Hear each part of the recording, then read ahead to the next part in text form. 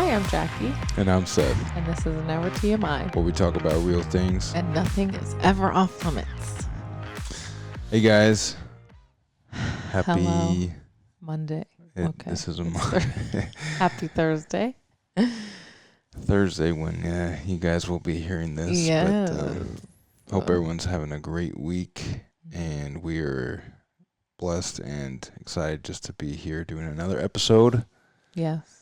of Never TMI. So Yes. Today, go ahead. No, you got it. Today we thought we would do a like a Q&A style thing. I just put out a question box on my Instagram and asked you guys to send in any questions, nothing off limits. And so we literally have not prepped or planned any of these answers. We're just going to read them and answer them. And I'm excited. There's some good ones. I've got some good question askers. So Yeah, we're going straight from the hip here today. So yeah, and they're all Kinda pretty nervous. in different topics and all that kind of stuff. So actually, I was thinking we should maybe do this like kind of consistently, not so often, but maybe once every couple months at least, and maybe we should give people more time to, if they have Yeah. specific questions. And I know we didn't do a good job of that. well, This yeah, I time- take off. I take off Instagram either like Saturday or Sunday, and so yesterday I took Yeah. it off, and But Yeah. just prepping for it, allowing you guys, if you guys have specific questions you would want to ask us, or Mhm. about topics or anything, like Jackie's Instagram, all right, that's where it was, yes, is a great place where we can get your input and field some of those questions or thoughts. So Mhm. All right, all you wanna right, get started. let's do this. Okay. Question number 1: do you ever get nervous about sharing too much of your personal life? You want me to go first? Sure. That is yeah. a good question. I love that question. I Mhm. think my answer is I am more nervous about the unknowns of these questions than I am about sharing the realness of my life. That's funny. But I feel like they go hand in hand. Why would they you do, be afraid? and that's kind of, well, it's just like if someone was to ask me literally anything, there's probably, I think my first response would be, yes, I am a little scared to like field any question, but then after I get past that initial thought, the answer is absolutely not, because I don't, and the ultimate reason is because I don't have anything to hide. Mm-hmm. And that doesn't mean that there might not be judgment that comes with it, Yeah. or that other people might disagree with my viewpoint or something that I've done, or I might come off as just a real jerk or many other words, but Doubt it. that's just, I feel like I've learned to embrace who I am today, and that's something that's been pretty recent, honestly. I would say in the last couple years, it's really something I've had to work on, and just accepting who I am today, and knowing that I'm not perfect, but I am in the, I'm in the direction, I'm in the process of going somewhere that I want to go with my life and in life, and that is reassuring to me. And so I feel like it's also helped you to quit judging yourself so hard, and then others as well. Like your overall Absolutely. grace for yourself and for others' yeah, actions, and just knowing you're going to fail, and then also knowing others are going to fail. Like it just makes it a little more like human level. And yeah, I feel like you've come a long way. I'll never forget. Do you remember when we were in California, we were in the Walmart parking lot, and you literally like crashed the car, kind of? Do you remember that? I vaguely, what did I do, run over the median? No, it was literally like this pole, and you just like kind of hit it. Oh, I did. And I will never forget how you responded, because I was just like, it's okay, it was an accident. But he was like, he didn't go crazy or anything. He was just like, I was so just mad, so down, so low. And I was like, I don't ever see you recovering from this. And then here I am, like I've gotten in like 9 car accidents in my life, and I give myself all the grace in the world. So yeah, you've come a long way since then. Yeah. Yeah. There was one other point I had though. But Sorry if I ruined it. Can you read the question again? And I want to hear your answer. Okay. Just to reiterate. The question is, do you ever regret or ever get nervous about sharing too much of your personal life? I would say yes, sometimes. Like, I wish I could say no, but there's definitely, I think the biggest fear for me is being misunderstood. That's really hard. Where like, I feel like I can talk so much or like really over explain something because I really don't want to come across a certain way, or like I don't want to miss anything in there. Like I don't want one person to be like, oh no, I knew it. So I think that's hard. And I was actually talking with my sisters on my little birthday trip. We went to 38 and it was really fun. I just went with my sisters, but I was saying like I really try to stay away from like controversial topics for multiple reasons on social media. Yeah. But I think and I don't know, maybe that will change because part of that was just like fear.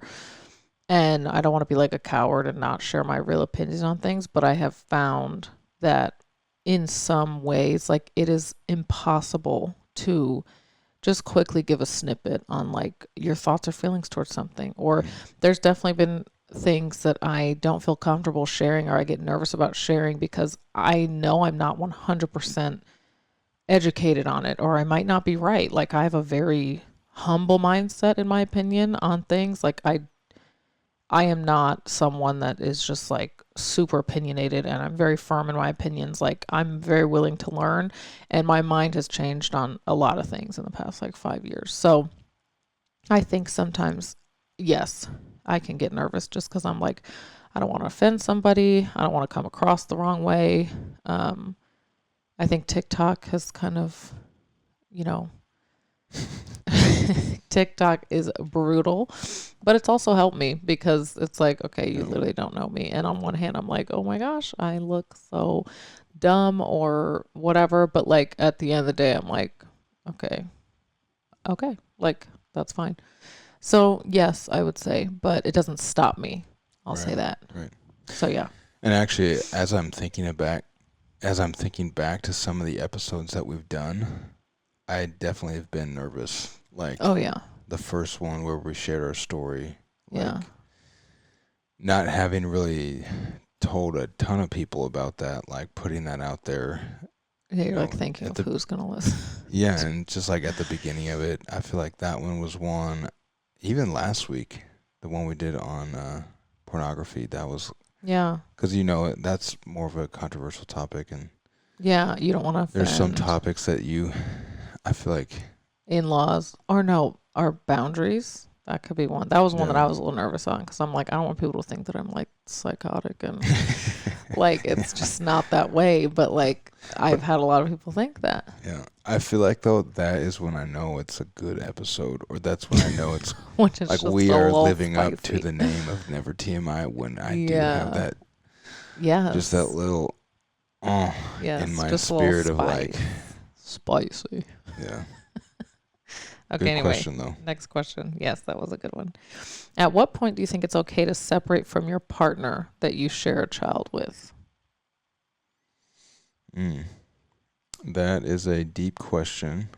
It's a good one. I would personally say I can only speak for myself too. So like I don't think this is across the board. I'm sure there's a multitude of reasons why somebody might, but for me when it feels like justifiable is and I don't even know. Like we've talked about this. Like I've said, like if you cheat on me, I'm gone. But like I also know a lot of couples who have very beautiful, successful, thriving marriages where there has been infidelity. So I can't even confidently say. I mean, I know myself. And that would be probably the thing. Just, and I don't know, who knows? There's so many things. It's like, did I find out? How long? Like, there's so many things that go into that. But I would say for me, that would be my one, like, That would be a big one. That would be a big kahuna. Or like abusive, physical abuse situations where I'm in danger or my children might be in danger, kind of like addictions and stuff like that. But I'd say I don't know, it's easier said than done. But when it comes like addiction and all that kind of stuff, I feel like, for better or for worse, that would suck. That would be really difficult. But I can't say that I'd like leave. But again, yeah, you never know. That's kind of my. Yeah. So I'm not saying like that is the answer. That's just my personal answer. No, I absolutely agree. For you to leave, there has to be a serious reason. Otherwise, I definitely would, be not opposed. What's the opposite of opposed? For? I would be. For. I'd be for staying and trying to work things out. But like Jackie said, if there's unfaithfulness in the relationship, I think that's something that I would consider leaving. And also, abuse. If there's like really just physical abuse in a relationship, that's something I would consider. But I also think back to our boundaries episode where we talk about that. Like, I do think there are certain situations like you're talking about where, we know people who have been in relationships where the partners have been unfaithful. And by setting really hard and aggressive boundaries, they didn't get divorced, but those boundaries then allowed them to work through those feelings and emotions and the hurt, and through that they were able to then kind of reconcile if they both wanted to. Right. Like, and there's a lot, and I think knowing yourself too is important to that. But even sometimes just divorce or leaving isn't always just the answer. Like, there's other things to do. Sometimes it might just be temporary space or something like that. Totally. But yeah.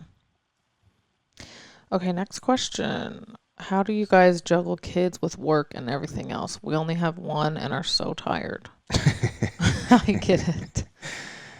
Honestly, I literally feel like when you have one, the next three, I just, it's a lot. I keep hearing things though. I did like this poll and it said that going from 1 to 2 or 0 to 1 was harder than like going from like 2 to 3 or something. Like 0 to 1 just wiped people out. And that's understandable. I feel like that was our hardest transition so far. Obviously, we only have 2 and 1 on the way, so we'll see. Right, but it's just such a new yeah, it shifts everything. Yeah. Exactly. But you can answer first if you'd like. Yeah, how do you juggle kids with work and everything else? So the way Jackie and I do it, we both get to work from home, which is nice, and I think that really helps us kind of find some balance. Yeah. And so we kind of have to split our days. We kind of split it in half, really. So like nap time, which is just, right after lunch, right around noon, we'll kind of transition from the kids. So I'll take them usually in the morning. Evan gets up pretty early, and so I'll take the kids, kind of hang out with them in the morning. We'll do our morning routine, and then, in the afternoon is my work time to focus on work. And then if that's not enough to get the things done, unfortunately, sometimes, we have to work nights, or, you kind of got to find a way to do what you need to do. And obviously that situation's unique to us. I know other people both go to work and stuff like that, but that's worked well for us. I think when it comes to something I've realized recently, and I think we talked about it kind of at the end of 2022, but just as we, set our goals and getting back into trying to eat healthier and exercise and all that, I see the importance as a parent of being healthy, not just for my own sake or just to look good, but for my family. Like, to be a leader in my family, I have to be healthy enough to lead them well. And I think, for me, that looks like, especially with this season of, Jackie's pregnant, and that's what made me actually realize is when she was in her first trimester and wasn't feeling well, like I immediately felt the responsibility and knew that it's on me to now step up big time with the girls, with dinners, with breakfast, like, and he did like laundry, literally all day every day for like 3 months. And when it's just something you kind of gotta, like, these are things that have to get done, and you just kind of gotta find a way to do it. And but then not being in great health or in good shape, like I realized the detriment that was to me to do what I needed to do in that season. And I think that's kind of really what kickstarted my whole, like, motivation to kind of get back in shape, and because that was even before the new year started. So I would definitely challenge, if you're not already, like, being healthy, not just to look good, or yes, to feel good, and yes, it's nice to look good and be satisfied with your appearance, but also, like, what other obligations or jobs or hats do you wear in your life that actually are maybe more dependent on you being at your best than maybe you realize.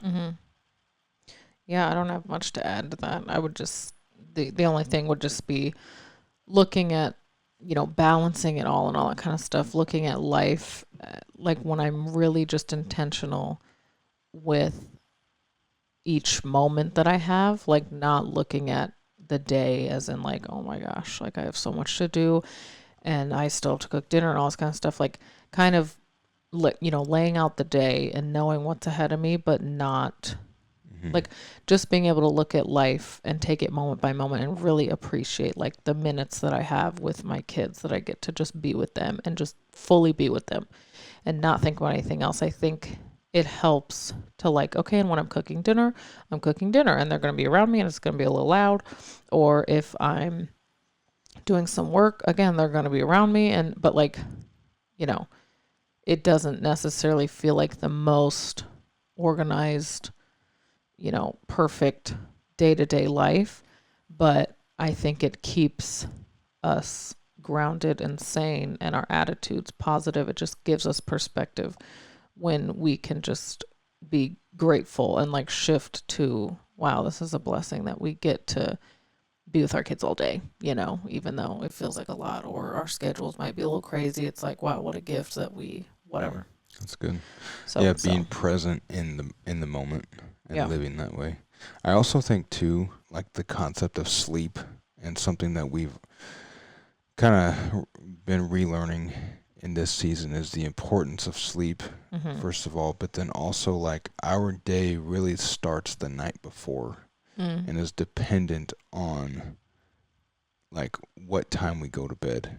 And I feel like, especially when it comes to being tired, and it's hard. Like, that's the hard balance of life, I guess, is just you have things to do, but you also need to take care of yourself, and sleep is arguably very, very important, if not one of the most important things. But like, if we don't set a good bedtime, getting up the next day or the next day just feels like we're one step behind.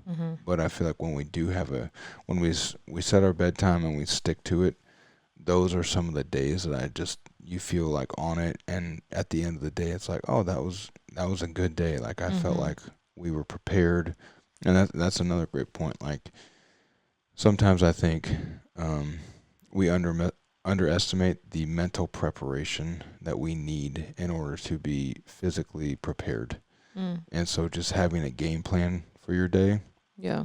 And like kind of knowing, I really love time blocking a day. That helps me a lot, just to say like, okay, between these times we're going to do these things, and that really just helps me plan to know what I'm going to do, so that when the time comes, like what you're talking about, like living in the present, when I get to the present moment, I can be in it and not think about what do I need to do, and now I'm wasting time and I feel like I'm behind. So maybe that's a good point. Time block. Yeah. Time block and sleep. Yes. Okay. Next question. Do you both have rules on masturbation? Obviously no porn used. Yes, we do have rules. Boundaries. Yeah, boundaries. Yeah, rules is Sounds so aggressive. Yeah, it's there's like I'm just in trouble. boundaries that we have. Yeah, and I would say our boundaries are we don't do it individually. Well, Like it's unless yeah. we tell the other person. So like, and obviously if he's downstairs, we'll always give the other person an opportunity essentially. So like, instead of just taking matters into our own hands, we'll always either involve the other person, or if like one of us is out of town. And I would say it really that's not even applicable in the sense that, or yes, we always involve the other person unless we are out of town or unless we are away from each other. Or unless yes, like yes, it's never like we're doing that without the other person if they are there. yes. So like, yeah, and that's not even something we've even talked about. It just, well, I guess we have. Yeah, we have. I don't think it's really ever happened. Yeah, I think it's more so just like a, I don't know. I think it can be a dangerous slope when you're just kind of doing it on your own. Like if he's downstairs and I'm up here by myself or something, like I feel like, I don't know. I don't really know. It just it's feels like if we're near each other, in the same proximity, and you have this burning urge, like we will always go to each other to, like, the other person really has an obligation and a responsibility to fulfill that desire in the other. That's how we feel. And so it's like knowing that I then can't take matters into my own hands to meet that desire or that pleasure, unless there's, like I remember when we were coaching in the AF and I was gone all the time. Like there would be times then where we would talk about it, or we would do things, find out a way. Yeah, do things from like over afar and stuff. But it was never like a secretive. It was always disclosed, and yeah, we don't do that if we are present or able to be present, and even if that means being patient. Like if someone isn't in the mood or the timing's not right, like even though however bad that urge is, like waiting for the other person. And you have to work with each other too. So Right. like obviously if it's like a burning desire, I'm not going to be like, no, or, Right. and if I am, it's definitely in the back of my mind, like time's running out here. 'Cause like you got to handle it. So yeah, I think that's just something that keeps everything in the light. Like there's nothing that we do sexually that, and that's, I don't even think that like has to be the case for everybody, but that is just what we do, and that's what works for us. And like we've had, there's just nothing that we have to like worry about or fear or think about in that area. Like I would say sexually, like we just let each other know, or we're always kind of on the same page, and that way it just keeps from like, I don't know, because then also when that desire is met, like it's not like, it's like that you handled that and then you're done. So like if it's been 2 weeks and I've just handled it on my own, then like I've excluded him from the opportunity, and that is like Depleting. yeah, like between us there was nothing, but like I have myself. So, and I'm sure if we let ourselves, like it would create a distance between us because we would just deal with it on our own, Yeah. So yeah, that's kind of like the boundary. But when we're away from each other, we'll do whatever needs to be done. Send pictures, get on FaceTime if need be. Yeah, you just make it happen. Good? Yep. Okay. Next question. Let's see. How husbands can lead in finances / budgeting. Youch. Okay, I would like to go first because Yes, I just want to say that, number one, Like, this is a great question because I'm sure a lot of, it's just like any other area. Like, I'm sure there's a lot of women who are like, how can my husband like be better at this and just lead me better? Um, I would say for us, I'm very thankful. Seth naturally does better with finances, money, all that kind of stuff. I would say if your spouse isn't as like gifted in that area or even passionate, like Seth naturally cares about it, you know? And that's not a good or bad thing. That's just the way that he's wired. So like if he's not, it might take a little bit more or be a little bit more difficult if your husband is not necessarily like wired to enjoy managing money, or if he like my brother, for instance. My brother's married. He's wonderful. He's the best. My older brother. And he's hilarious. He is a spender. Like, the man likes to spend money. I will never forget, he bought like a new pair of shoes every other day for a solid like month and a half. I was like, Jackie, look at these shoes. Jackie, look at these shoes. And like, that's just his personality. He's a spender. And they have the money, but it just, like, that's his personality. He's absolutely, I know for a fact he ain't sitting there budgeting and looking at their finances. His wife is way more like, okay, let's reel it in. So like, that's just a personality. There's, he's absolutely gifted in other areas when it comes to being a husband. So just like having the right expectation is important, because I could never picture my brother's wife being like, okay, you need to like financially lead us and be the leader budget wise and all that kind of stuff. Like, I'm sure he'd have a really hard time with that, just knowing him, knowing his personality. So that's just a preface. And I also, don't know. So go ahead and take it away. Well, no, I think that's absolutely right. You have to have there's got to be a conversation, like a meeting of the minds, to sit down and discuss expectations. Mm-hmm. Like, if you're asking your husband to step up to lead in finances, what is your expectation of him in doing that? So I would probably start there to say, this is how I feel about it, and this is what I would like for you to do. Obviously we don't know much about your situation. But, I guess from my personal just opinion and where we're at today, I definitely feel the weight of that question, because I know that I've poorly mismanaged our finances. Just, I guess, most of our marriage. A lot of it was my fault though, and I'm very aware of that. And I think it takes two to make it happen. Yeah. And it takes, like, Jackie has to support me and understand and respect the budget that we set together for our finances to be successful. Which I didn't do. But I also have to do the same. Right. I have to do the same. So both people have to be on the same page to a large extent, really, for you to, manage your finances successfully. Especially if they are tight, or, if money is not an issue, then maybe not as much, but that would be nice.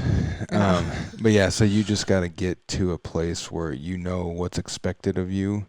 And then, I would just kind of, that's really where I would start. As a husband, as a man, I do feel a responsibility to be a better steward of our things and our finances. And so I feel that responsibility personally, but, like what Jackie's saying, not all men are meant to do the budget. Like, I know a lot of ladies and women who run the budget of the household, and that's my mom. Awesome. My dad could not. Like, there's no way. My mom is incredible at it. She does every bill. That works for them. And I could never imagine if she sat down and were like, listen, I need you to like take over. He couldn't. There's no way. So managing expectation, but also what you said, I think. Like, both people have to care about you have to be on board. And him leading might be like all right, he comes up with a budget if that's what you want from him. Like even sitting down and just being like, how can I help you? Mm-hmm. How can, like, what would be helpful? And me sitting down with Seth, usually how I can help him is like, just stick to what I say. Like, just stick to the budget. He knows all the numbers. He knows all the income. He knows all that. He's like, I've done this. And we've walked through before. It's not like he just is dealing with it and I have no idea what's going on. But like, if I just follow his lead and I'm just sticking to the budget that he's created, you know, maybe you guys split it in half and, you know, you do the bills, he does the rent. I don't know, whatever. And I think too, like what Jackie's saying is leading isn't always meaning you're carrying the brunt of the work. Yeah. So like totally.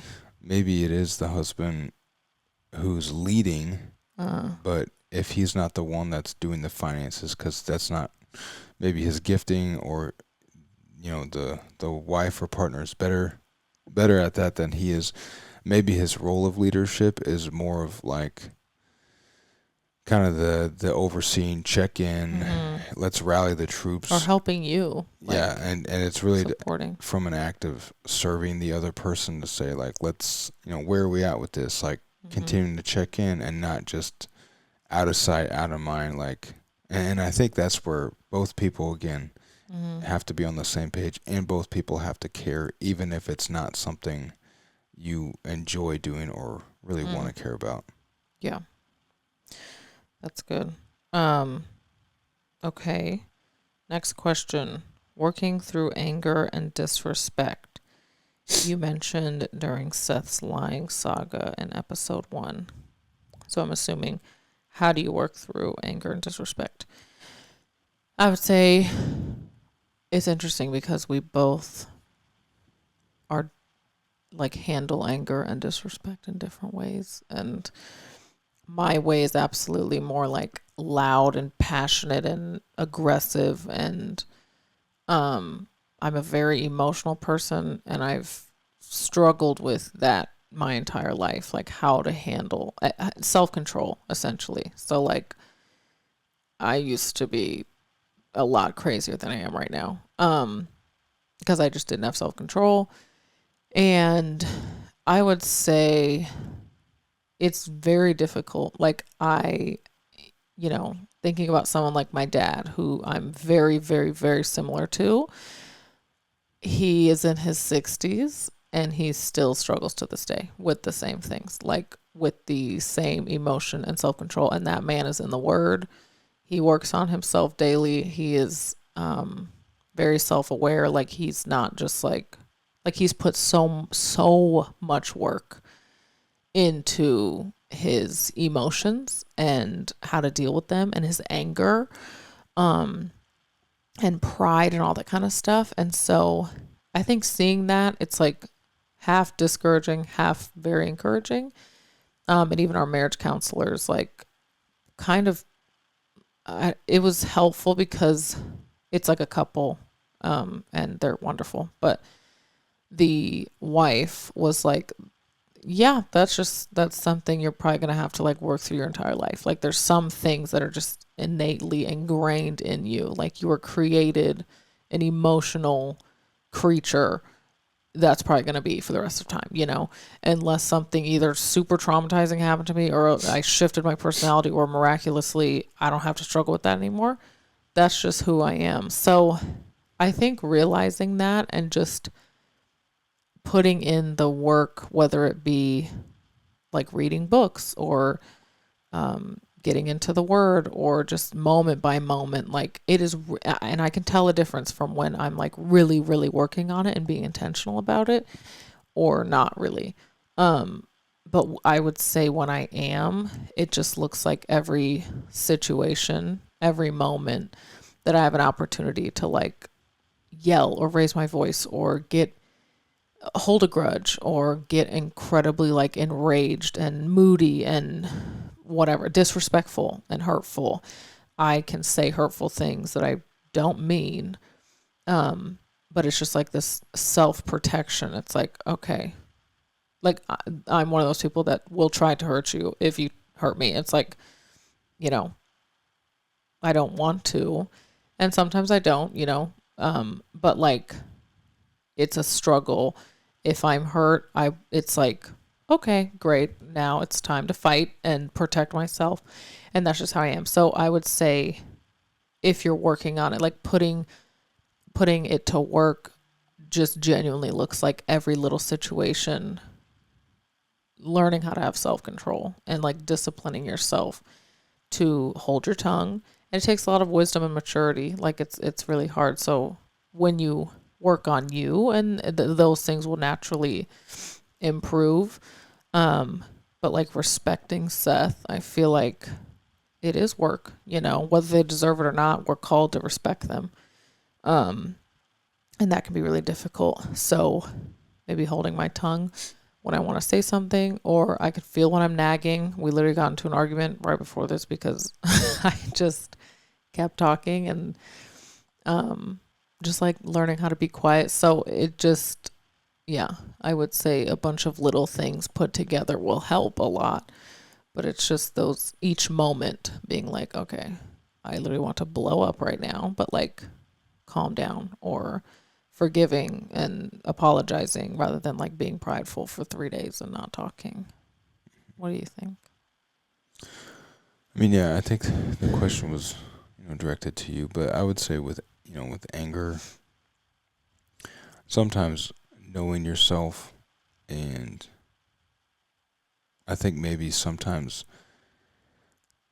almost removing yourself from a situation for a moment to regroup and regather yourself, to like recenter yourself. I know sometimes that helps me, like especially with kids. Like Kennedy can just push me over the edge sometimes so easily. Yeah. And then like if I have to go discipline her or something like that, like I never want to carry that into the act of disciplining. And so something that I've found that really helps me is if she does something that needs disciplining, I will send her to the bathroom or wherever for her to go there first. And that even just, if it's a minute later. The separation, the pause, just for the moment between then and when I show up to the bathroom, like allows me to just kind of like step back and regroup, regather my thoughts. And so I think for me, that's something that helps me. Mm-hmm. Okay, next question. Does scheduling sex take out the passion? What do you think, babe? I don't think it does. I understand the question, and I understand. So not convincing. What was that? You're like, I don't think it does. That was not convincing. Let me rephrase that.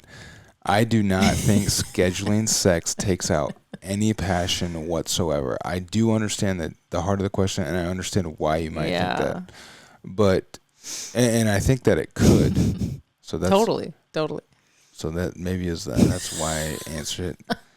Wait, do you think it could or it can't? It does.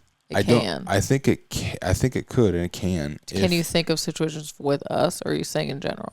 No, I'm saying in general. I can't think of a situation with us. Okay. But if you aren't intentional with it and you see that as you see the pattern, or you see it as an obligation, as opposed to like, here's an opportunity for us to go have sex. Here's an opportunity for me to go like enjoy my spouse or love them or please them and get pleased. Like, then yes, I could see it being unenjoyable or what was it? Lack of passion. Yeah. Was that like, does it take the passion out of it? Yeah. So I think it requires work. Like if you have it set on the schedule, like you still need to be dating them. You still need to be romancing them. You still need to make like, and this is all efforts that go into making a great relationship. And without them, like a relationship is going to be mediocre, excuse me, mediocre at best. Just because it takes like a great relationship isn't gonna just happen out of just because it's happening. Like it takes intentionality, it takes work. And so I think with scheduling sex, that's a way to make it more regular. And I think the act of intimacy is really important for drawing you and your spouse closer together. But that doesn't mean that you can't show up without having to work at it. Yeah. I literally thought you were talking about us, and we're saying like sometimes it is, sometimes not. And I was like, no. I can understand why. No, I absolutely can. Yeah. And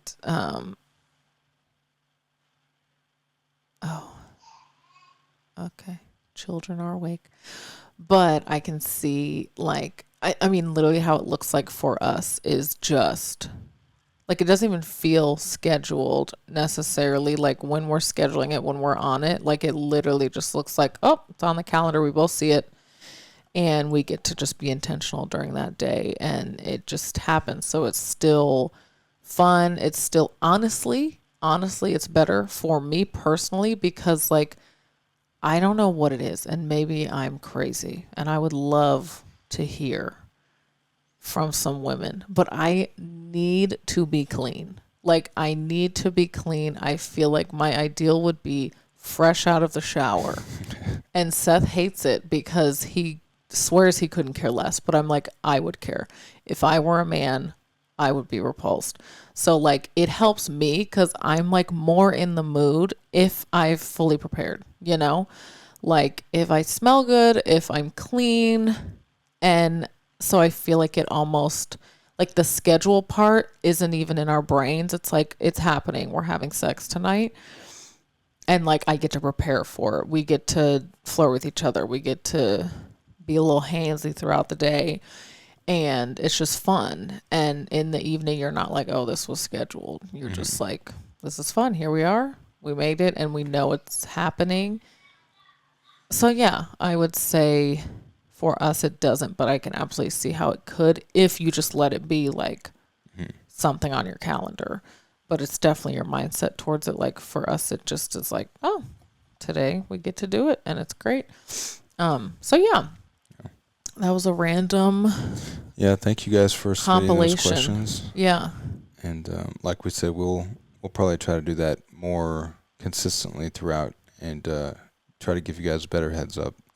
If you guys have specific questions you would like to ask, or even use that as a sounding board for some future topics as well. So thank you. Yeah, we could even do like parenting or like, not like advice, but just our take on certain things or sex or whatever, like just different questions within different topics could be fun.